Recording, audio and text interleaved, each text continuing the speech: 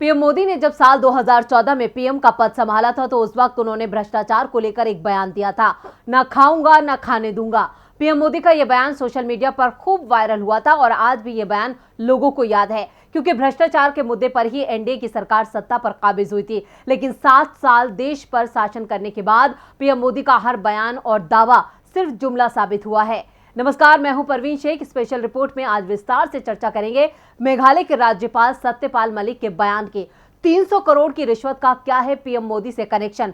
क्या पीएम मोदी का नाम लेकर खुद को बचा रहे हैं राज्यपाल सत्यपाल मलिक, या फिर वाकई पीएम मोदी को इस रिश्वत कांड की थी पूरी जानकारी? चलिए देखते हैं ये स्पेशल रिपोर्ट, क्यों भ्रष्टाचारियों को बचा रहे हैं पीएम मोदी। बिहार, जम्मू कश्मीर, गोवा और अब मेघालय के राज्यपाल बने सत्यपाल मलिक अपने बयानों के कारण लगातार चर्चा में हैं। बीच में उन्हें उड़ीसा का भी अतिरिक्त प्रभार दिया गया था।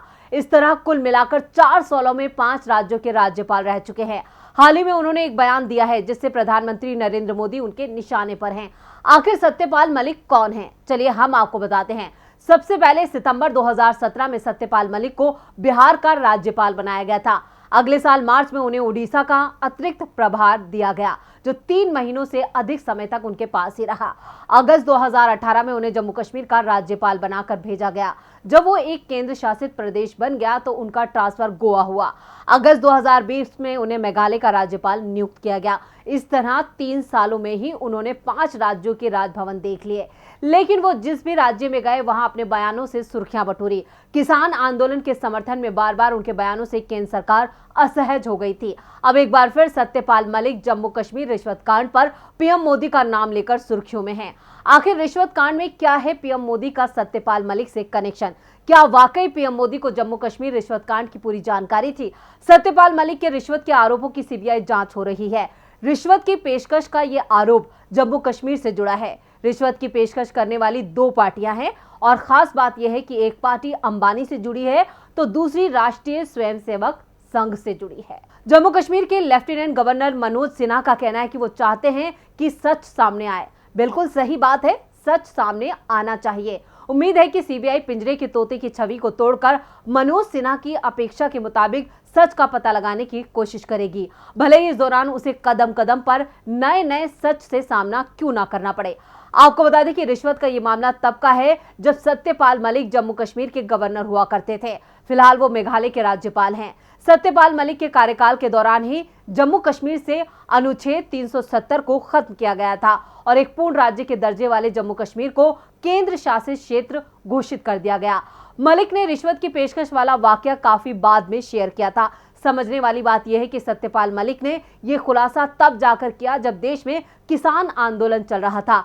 किसान आंदोलन के दौरान सत्यपाल मलिक न सिर्फ मुख्य देखे गए बल्कि मोदी सरकार के खिलाफ कृषि कानूनों को लेकर हमलावर भी रहे।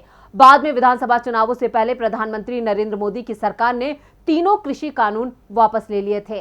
सत्यपाल मलिक ने रिश्वत को लेकर जो बयान दिया था, अगर उसे सच मान ले तो बहुत कुछ छिपाया नहीं था। जहां तक सीबीआई की जांच की बात है, सच सामने आने का मतलब सबूतों के साथ सच्चाई मालूम होने से है। क्योंकि यह मामला विधानसभा चुनावों के बीच जाने के बाद नए सिरे से आगे बढ़ाया जा रहा है, इसलिए यह सच सिर्फ सच नहीं बल्कि राजनीतिक ज्यादा लगता है। जम्मू कश्मीर रिश्वत कांड पर मलिक ने सीबीआई जांच का स्वागत किया है। उन्होंने बताया कि उन्हें 2 फाइल मंजूर करने के लिए 300 करोड़ रुपए की रिश्वत की पेशकश की गई थी। राज्यपाल ने कहा कि इस बारे में उन्होंने पीएम मोदी को जानकारी दी थी। पीएम मोदी ने यह कहते हुए मेरा समर्थन किया था कि भ्रष्टाचार में कोई समझौता नहीं होना चाहिए। उन्होंने दावा किया कि रिश्वत के तार आरएसएस और भारत के बड़े उद्योगपति अंबानी से जुड़े हुए थे। राजस्थान के झुंझुनू में 17 अक्टूबर को एक कार्यक्रम के दौरान मलिक ने कहा था, 2 फाइल मेरे पास आई थी। एक सचिव ने मुझे बताया कि अगर मैं इन्हें मंजूर कर देता हूं तो मुझे हर एक के लिए 150 करोड़ रुपए मिलेंगे। मैंने ये कहते हुए पेशकश ठुकरा दी कि मैं कश्मीर में 5 कुर्ते पैजामे लेकर आया था और इनके साथ ही वापस जाऊंगा। लेकिन अब मलिक के सुर बदल गए हैं। अब मलिक का कहना है कि उन्हें सीधे रिश्वत की पेशकश नहीं की गई थी, लेकिन उन्हें इसमें शामिल लोगों की जानकारी है। राज्यपाल ने कहा कि उन्हें यह पता है कि कई लोग और शामिल थे और वे जांच के दौरान नामों का खुलासा करेंगे। उन्होंने कहा, मैंने दोनों डील पर मना कर दिया था, मेरे खिलाफ कोई जांच नहीं है। उन्होंने इस बात पर जोर दिया कि ये झूठी अफवाह है कि मामले में उनकी भूमिका की भी जांच होगी। अटकलें थी कि सरकार के खिलाफ किसान आंदोलन का समर्थन करने के लिए सत्यपाल मलिक को निशाना बनाया जा रहा है। इस पर उन्होंने कहा कि वो सीबीआई जांच के लिए तैयार हैं और जांच में अतिरिक्त जानकारी भी देंगे। उन्होंने कहा, मैं डरा हुआ नहीं हूं और किसानों के लिए अपनी आवाज उठाता रहूंगा, मैं डरूंगा नहीं, लड़ूंगा। प्रधानमंत्री नरेंद्र मोदी भ्रष्टाचार के प्रति जीरो टॉलरेंस की बात करते हैं, लेकिन जो बातें सत्यपाल मलिक ने बताई वो जरूर कान खड़े कर देती हैं। हैरानी तो इस बात पर भी होती है कि सत्यपाल मलिक ने मामले को प्रधानमंत्री मोदी तक पहुंचाने का फैसला कर लिया, लेकिन जांच कराने से परहेज क्यों किया? जो काम अभी मनोज सिन्हा कर रहे हैं, सत्यपाल मलिक भी तो कर सकते थे। अगर वक्त रहते रिश्वत की पेशकश की जांच का फैसला लिया गया होता तो सारे सबूत मिल जाने की भी गारंटी तो रहती ही। भ्रष्टाचार के रास्ते काम कराने वाले भी जेल की सलाखों के पीछे होते।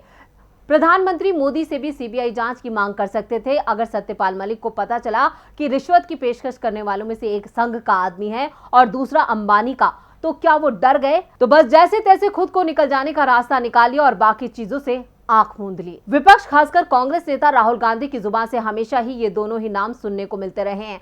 बेशक राहुल गांधी भी कभी प्रधानमंत्री नरेंद्र मोदी पर भ्रष्टाचार के आरोप नहीं लगाते, लेकिन बार बार ये बताने की कोशिश करते हैं कि अपने दोस्तों के लिए वो आंख बंद कर लेते हैं। भ्रष्टाचार के आरोप तो राहुल गांधी संघ पर भी नहीं लगाते। राहुल गांधी संघ पर देश में लोगों के बीच नफरत फैलाने का आरोप लगाते हैं।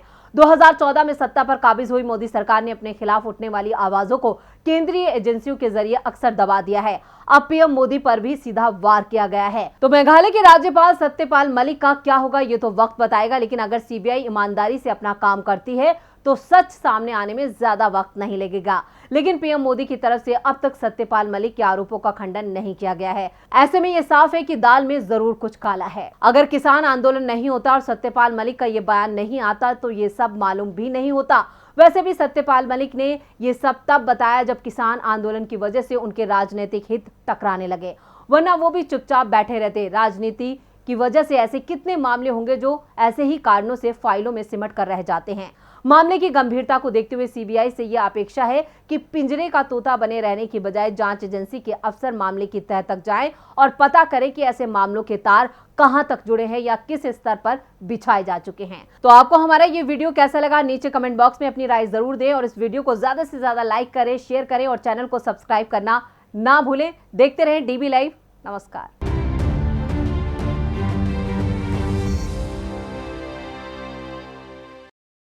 हमारे चैनल से जुड़े रहने के लिए YouTube पर टाइप करें DB लाइव, सब्सक्राइब बटन को क्लिक करें और बेल आइकन को दबाना ना भूलें ताकि खबरें आप तक पहुंचती रहें। देखते रहिए DB लाइव, क्योंकि यहाँ हैं खबरें लगातार।